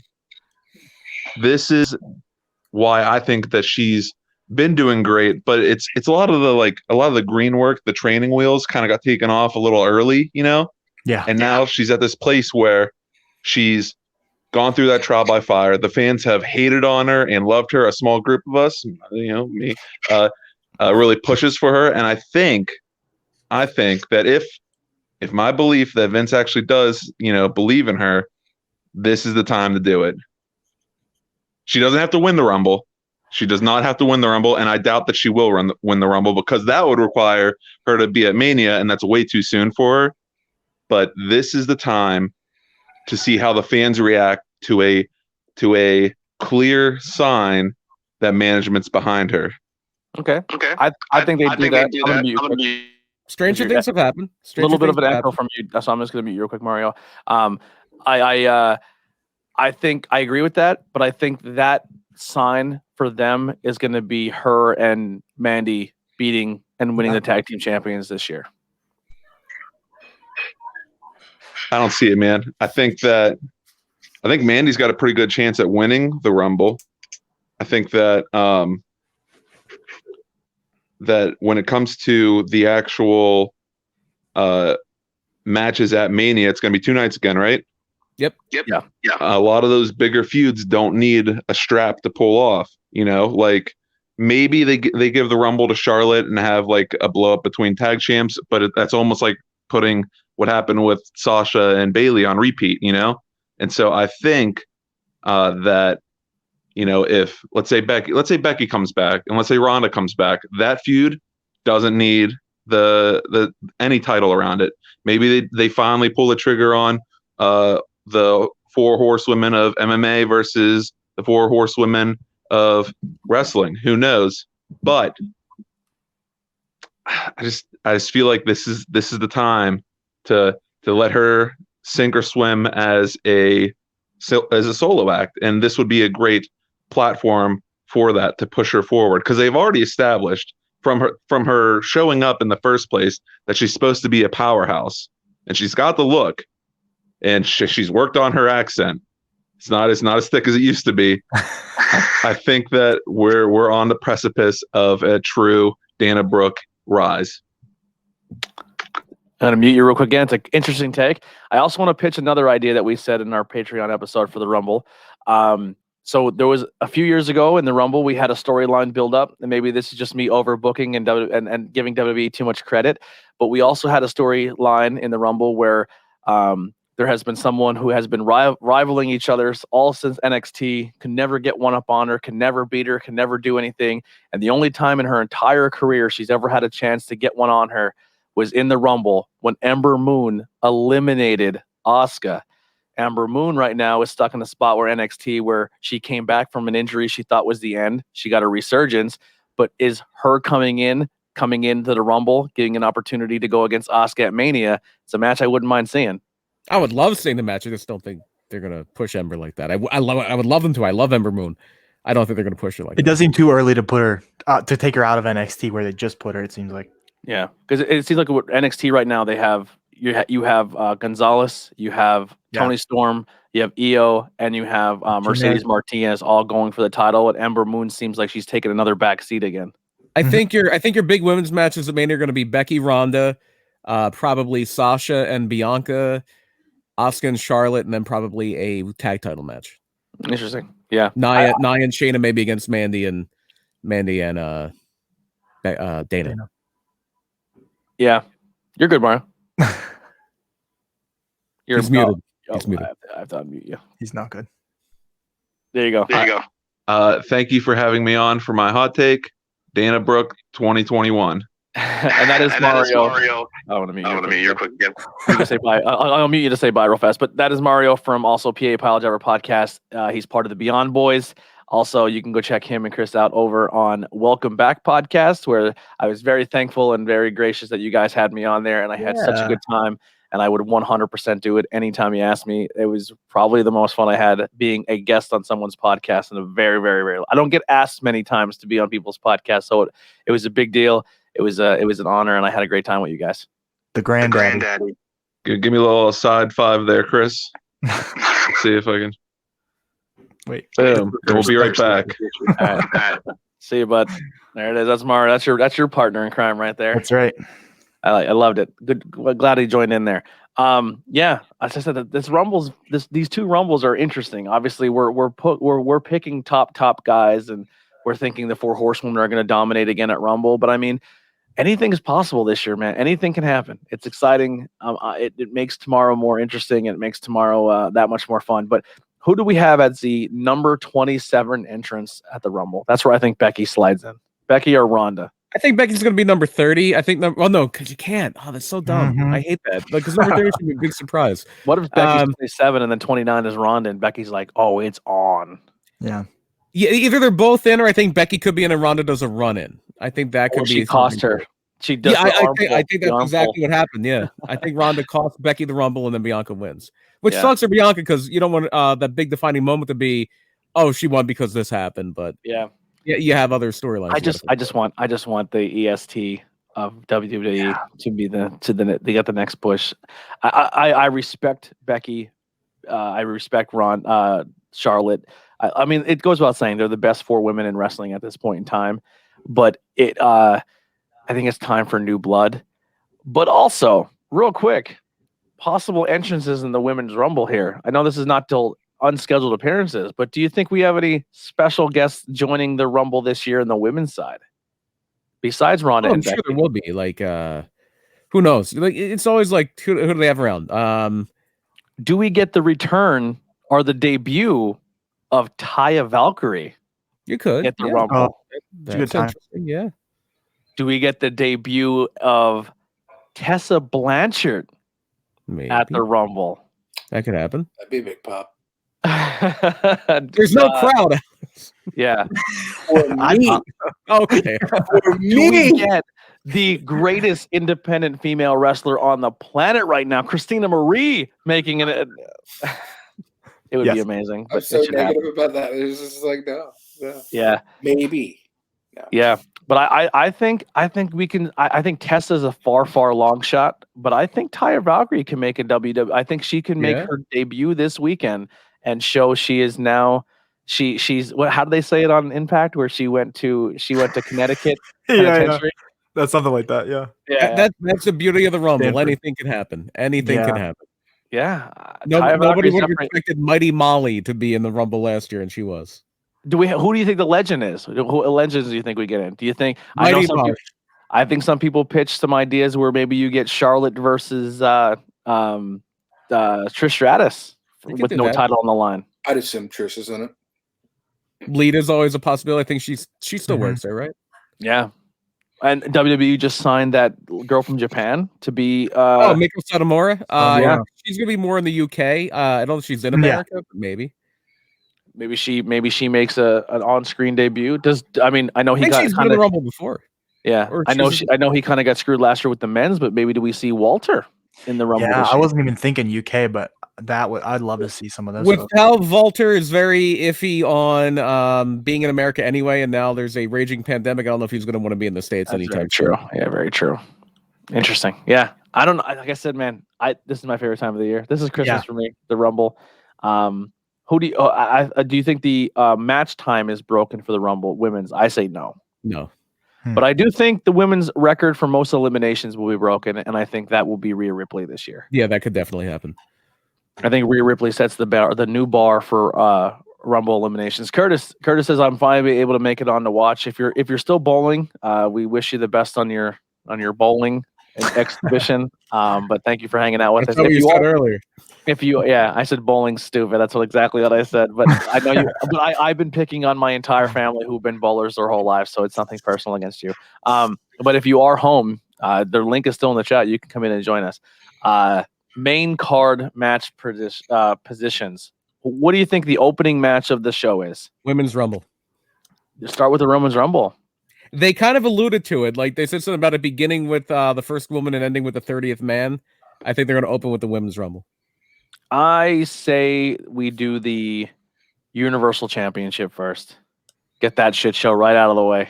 Goldberg jerking the Kurt. I don't know if he's ever done that in his career. He's doing it this week because I just don't want to see him any later than that. On my This is Tony's wish fulfillment scorecard. match You number. utilize that as an intermission. You know what I mean? Yeah, that's definitely my piss break. I'll tell you that. It better be a quick pee. I'm gonna say match 3 for my card is gonna be Women's Rumble. I think match 5 is gonna be the WWE Championship, and I think the main event is gonna be the Men's Rumble this year. I believe that will be the case as well. Yeah. Scheduled appearances. I guess they brought this back. This was not a thing that was on the cards for a while. It is now back. Appearances, right? I think they have scheduled as well. Scheduled and how do I say? Scheduled appearances and unscheduled appearances. So I guess this is a way to. I think scheduled is where they put the match order, isn't it? Hold on. No, it just says scheduled appearances and you pick 5. Oh no, I'm sorry. Scheduled appearances are the people who are already listed to be on the pay-per-view, so they will not count. Oh yeah, they're just showing you. Yeah. Yeah. So like you couldn't put for unscheduled, you couldn't put Edge because he's already been classified as. He's already announced he's in the Rumble. But yeah, there's plenty of people who aren't that you can probably guess they're going to be in the Rumble. Mm-hmm. Yeah, I'm gonna go with some names that we already said here. I'm gonna say Becky Lynch, Ronda Rousey, possibly Brock Lesnar. R-Truth. Is he on the unscheduled? He's not scheduled. Yeah, R-Truth I'll put in there. I'm gonna put in Taya Valkyrie. There you go. Yeah, you're swinging for the fences on this one. I was gonna say You're gonna do really well or really poorly. Listen, every year I book the greatest Rumble in my brain, and that's not what translates. AJ Lee is gonna make her debut. No, 1, 2, 3 kid. He's always at the top of that thing. Luther is on the list. Sorry, I just typed in The Rock and I got Luther. Oh wow, my phone's. Is any other picks that you guys have that you want to throw out there? I'd say the Hurt Business guy has to show up more. Yeah, I didn't see a lot of those in there. Yeah, I'm gonna go MVP. If Lashley's in the Rumble, MVP is gonna at least be in his corner. I don't see him in the scheduled. Yeah. And there you go. That's an example. Like, who would have saw MVP? Not only just coming back for the Rumble last year, but signing. Signing, and he's going to be a major player every week. Which good for him. Yeah, I love MVP. I'm glad he's there. But I think Ricochet finds his way into the Rumble. I mean, the whole storyline was he wasn't in it, but maybe they do something in the pre-show where he worms his way in. Yeah. I think he finds his way in. The Retribution guys, I'm sure they'll be involved somehow. Can I make a hot take here real quick? I know some of us been pretty hard on the Retribution. I thought that match with him and Xavier was pretty good. With T-Bar or whatever his name is there. Yeah, but Dijak's a good wrestler. Like, they're not bad wrestlers. I don't know. Neil Madden's kind of he's a little inexperienced, but he's the only one in the group that looks cool in his costume but can't perform. What do they call him? Mace? I don't even know. I love his tights. He has great tights. But yeah, Slapjack. It's the name is Slapjack. But yeah, Mustafa Ali is an amazing wrestler. Dijak's very good. There's a lot, and they finally did give it something like, oh yeah, we're going after the New Day because Kofi took my spot. I do like that. They tried to tie it to a long term thing. Does Kofi enter the Rumble? I think he's still hurt. Oh, there's somebody for unannounced appearances. I think she's good to come back now. And you have to have somebody do the athletic. I almost got eliminated spot. Naomi. I think Naomi will be back. Oh. Yeah.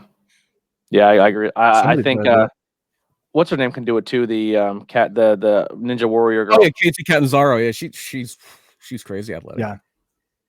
I could see her in the Rumble again, yeah.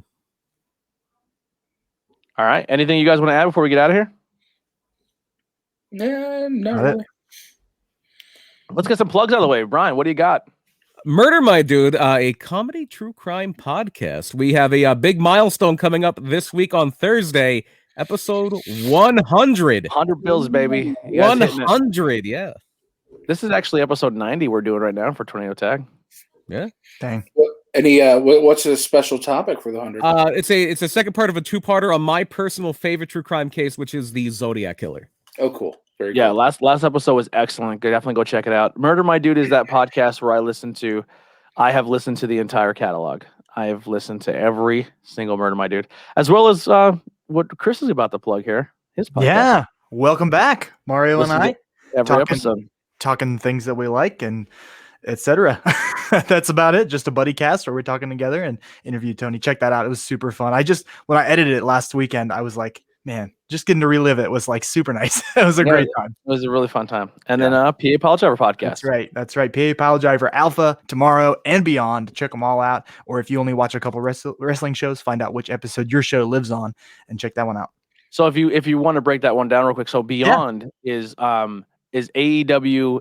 Pretty much anything that's not WWE is Beyond. That's So they correct. talk Impact, independent wrestling, and AEW Impact, all that fun stuff, and New Japan's on there as well.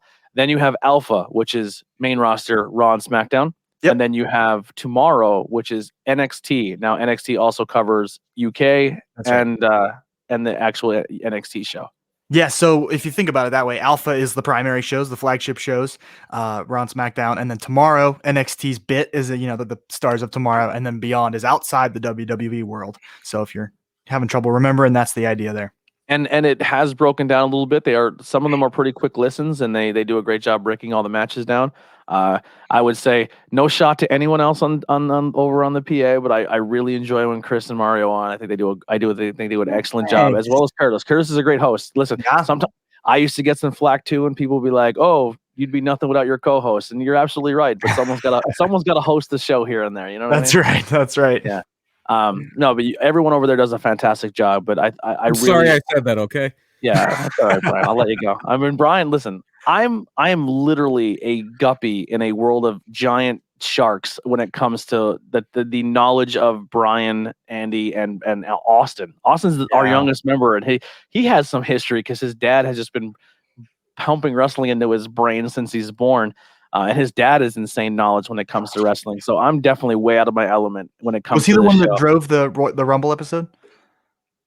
A little bit, yeah. Yeah, Austin. Yeah.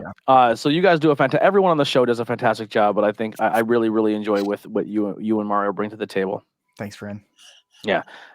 The real kilowatt. What do we got over there, boy? So many things. So many things. Name 5. Man. One. No. So obviously, as we said earlier, got another hour and a half of GCW, I believe. Yep, over on YouTube. So feel free to check that on YouTube and Fight TV, and then rewind back to 9 a.m. today and check out the Cybernetico because it was awesome. Speaking of the Cybernetico, Camp Leapfrog on IWTV. Check out that catalog. It's dope. Check out February 14th, Camp Lovefrog. Loving it up. It's going to be sexy. So then you have me personally at Real Kilowatt on all social media, and the typical Wicked Turtle Network is there as well with my pretty much weekly appearance on What Up Peeps, where we find out what's up, peeps. What movie you guys got coming out that you're going to review? I forget. All right. No Holds Barred, starring Hulk Hogan. I have a DVD if you ever want to borrow. Yeah. Yeah. Well, last thing you guys covered was, actually, this is 2 weeks ago when you guys covered. Yeah, we skipped this week because of GCW. Yeah. Check them out. They do some TV and movie reviews, and you get to find out what they think of them. And yeah, it's a lot of fun. All right. And then also you have your High Tension Wellness coming out soon. Oh, dude. Yeah. I was sitting here thinking, don't forget to plug High Tension Wellness. It comes out Monday. God willing, it comes out Monday. I'm waiting on 2 segments for the mental health aspect and the physical health aspect, which I'm really excited about.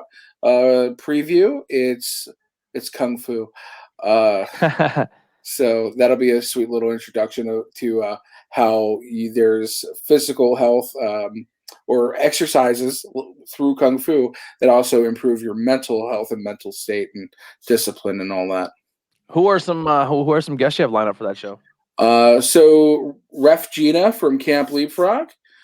She will be our first guest with the Kung Fu, and my friend, if you're on the group page, my friend Derek Butler, We worked together at a academy for adjudicated youth a while back. So he works now in motivating men in like just kind of like discovering their emotions and being more vulnerable and deconstructing modern masculinity through trauma-informed therapy. It's not a real thing, bro. Don't come at me. I'll fight you. Actually, I was just on a podcast. I don't know when it's going to be released, but I was just on his podcast, The Made Men Project. So I'm excited for that to come out as well. It's kind of a little bit of my life story is on there. Nothing like you gave away like, interviews on the nothing on this one that would disappoint my high school teachers, bro. So real quick, he was on Interviews with Everyday People with the Penguin, and I don't know what happened, but he just started telling stories, and he told the story. Sorry, Chris. Yeah, sorry, Chris, for this one. But I know you're a man of the Lord, but it's about to get real Satanist here. He told a story about sticking his entire hand into an ex-girlfriend. No, not my hand. Oh no, not his hand. His girlfriend told a story how she went and got someone stuck her entire hand up her. Right? Yeah, some Sodom and Gomorrah stuff there. And that girlfriend, Mae Young. Yeah, he looked at her. Yeah, he gave her a hand. It was a 3-day process of me like staring at her in disgust that like ended up in, hey, you gotta move out of my house. Yeah, you gotta get out of here. Wow. And he told the story on the podcast, and we shared it on social media. Obviously, we put it right out there for the world to hear. And I get a comment on the page, and it says, "Hey, Alex, this is your old 3rd grade teacher here, Mr. Smith, and really proud of what you came out to be, minus that whole fisting story." 3rd grade teachers should not know that word. Yeah. But it was hands down to this day my favorite comment that has ever been put on any of our podcast pages. And I immediately texted to Alex. He's like, "That just happened." I said, sure did. I had your elementary school teacher just say fisting on my podcast page, and I couldn't be more proud of myself. Yeah. Well, thank you, gentlemen. I think we're gonna try to swing these a little bit more often. Maybe when it comes to big shows and stuff. Maybe we'll have more blocks in here. We'll look more like the Brady Bunch. But this is fun, man. It's a way to kind of sneak another, because I know we do pretty much one episode a month. Sometimes we sneak in 2. So you never know. This may be a Truth Behind Illusion thing where we just surprise you with a quick Saturday episode or tornado tag. It is fun to collaborate and get other people in there. Unfortunately, I didn't know who exactly was going to be joining in what. So if you guys send me your information, or just if you go back on this video and tag all your stuff for your links, so we can do that as well. But thank you, gentlemen. It's been a blast, and we'll see you guys next time for some more Tornado Tag podcast. As long as I find this banner, we're awkwardly stare at the screen until here's some Billy Trey. I almost said my dude reflexively there. Yeah, you can say it if you want. I'll see you guys next time. We'll be right back.